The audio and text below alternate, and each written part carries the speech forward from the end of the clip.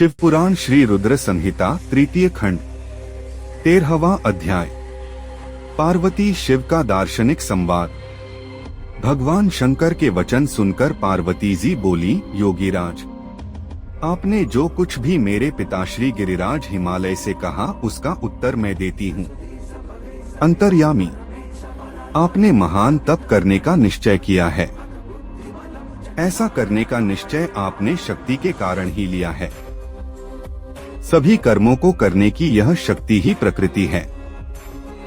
प्रकृति ही सबकी सृष्टि, पालन और संहार करती है। प्रभु, आप थोड़ा विचार करें, प्रकृति क्या है और आप कौन हैं? यदि प्रकृति न हो तो शरीर तथा स्वरूप किस प्रकार हो? आप सदा प्राणियों के लिए वंदनीय और चिंतनीय हैं।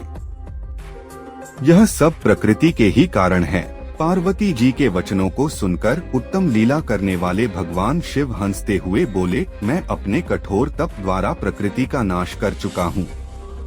अब मैं तत्वरूप में स्थित हूँ। साधु पुरुषों को प्रकृति का संग्रह नहीं करना चाहिए।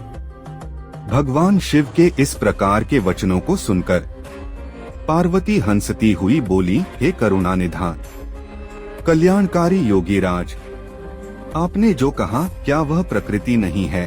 तो फिर आप उससे अलग कैसे हो सकते हैं? बोलना या कुछ भी करना अर्थात हमारे द्वारा किया गया हर क्रियाकलाप ही प्रकृति है।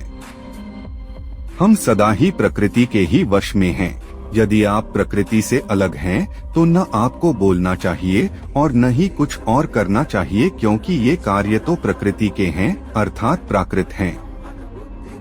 भगवान, आप हंसते, सुनते, खाते, देखते और करते हैं, वह सब भी तो प्रकृति का ही कार्य है। इसलिए व्यर्थ के वाद विवाद से कोई लाभ नहीं है। यदि आप वाकई प्रकृति से अलग हैं तो इस समय यहाँ तपस्या क्यों कर रहे हैं? सच तो यह है कि आप प्रकृति के वश में हैं और इस समय अपने स्वरूप को खोजने के लिए ही तपस्या में लीन रहना चाहते हैं। योगीराज, आप किस प्रकार की बात कर रहे हैं? थोड़ा विचार कर कहें।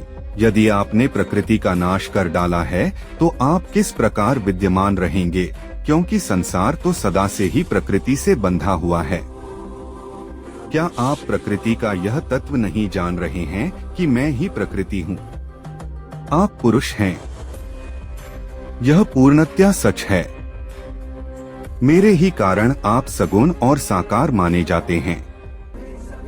भगवान, आप जितेंद्रिय होने पर भी प्रकृति के अनुसार ही कर्म करते हैं।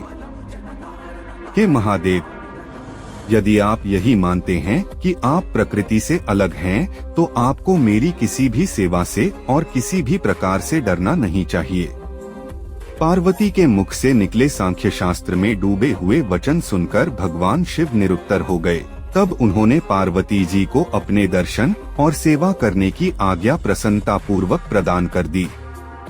तत्पश्चात भगवान शिव पर्वतराज हिमालय से बोले, हे गिरिराज हिमालय, मैं तुम्हारे इस शिखर पर तपस्या करना चाहता हूँ।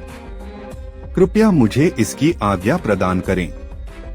देवाधिदेव भगवान शिव के इस प्रकार के वचनों को सुनकर गिरिराज हिमालय दोनों हाथ जोड़कर बोले, हे महादेव, यह पूरा संसार आपका ही है।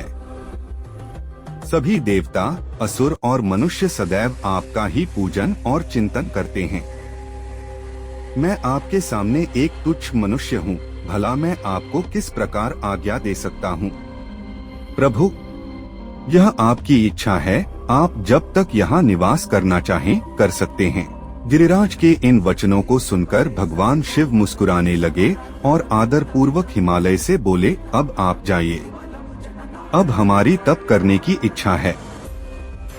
तुम्हारी कन्या नित्य आकर मेरे दर्शन कर सकती है और मेरी सेवा करने की भी मैं उसे आज्ञा देता हूँ।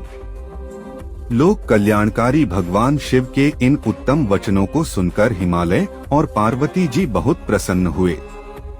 उन्होंने त्रिलोकीनाथ भगवान शिव को नमस्कार किया और अपने घर लौट गए। उसी दिन से पार्वती जी प्रतिदिन भगवान शिव के दर्शनों के लिए वहां आती। उस समय उनके साथ उनकी 2 सखियां भी वहां जाती और भक्तिपूर्वक शिवजी की सेवा करती। वे महादेव के चरणों को धोकर उस चरणामृत को पीती थीं। तत्पश्चात उनके चरणों को पोंछती। फिर उनका षोडशोपचार अर्थात 16 उपचारों से विधिवत पूजन करने के पश्चात अपने घर वापस लौट आती। इस प्रकार प्रतिदिन शिवजी का पूजन करते हुए बहुत समय व्यतीत हो गया। कभी कभी पार्वती जी अपनी सखियों के साथ वहां भक्तिपूर्वक उनके भजनों को भी गाती थीं। एक दिन सदाशिव ने पार्वती जी को इस प्रकार अपनी सेवा में तत्पर देखकर विचार किया कि जब इनके हृदय में उपजे अभिमान के बीज के अंकुर का नाश हो जाएगा, तभी मैं इनका पाणिग्रहण करूंगा। ऐसा सोचकर लीलाधारी भगवान शिव पुनः ध्यान में मग्न हो गए। तब उनका मन चिंता मुक्त हो गया। तब देवी पार्वती भगवान शिव के रूप का चिंतन करती हुई भक्तिभाव से उनकी सेवा करती रहती। भगवान शंकर भी शुद्ध भाव से पार्वती को प्रतिदिन दर्शन देते थे। इसी बीच इंद्र और अन्य देवता व मुनि ब्रह्मा जी के पास पहुँचे। ब्रह्मा जी की आज्ञा से कामदेव हिमालय पर्वत पर गए। सभी देवताओं के कार्य की सिद्धि हेतु काम की प्रेरणा से वे पार्वती शिव का संयोग कराना चाहते थे। इसका कारण यह था कि महापराक्रमी तारकासुर ने ऋषिमुनियों और देवताओं की नाक में दम कर रखा था। उसका वध करने के लिए उन्हें भगवान शिव जैसे महापराक्रमी और बलवान पुत्र की आवश्यकता थी।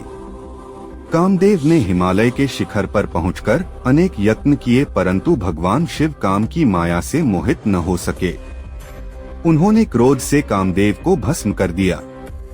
अब शक्ति में ही सामर्थ्य थी कि शिव को मोहित कर वे देवताओं की इच्छा को साकार करती। इसीलिए काम के अनंग होने के बाद जन कल्याण के लिए तथा अपने व्रत को पूरा करने के लिए पार्वती ने मन ही मन शिवजी को पति रूप में पाने का दृढ़ निश्चय कर लिया। कठोर तपस्या करके देवी पार्वती ने शिवजी के हृदय को जीत लिया। तब वे दोनों अत्यंत प्रेम से प्रसन्नता पूर्वक रहने लगे और उन्होंने देवताओं के महान कार्य को सिद्ध किया।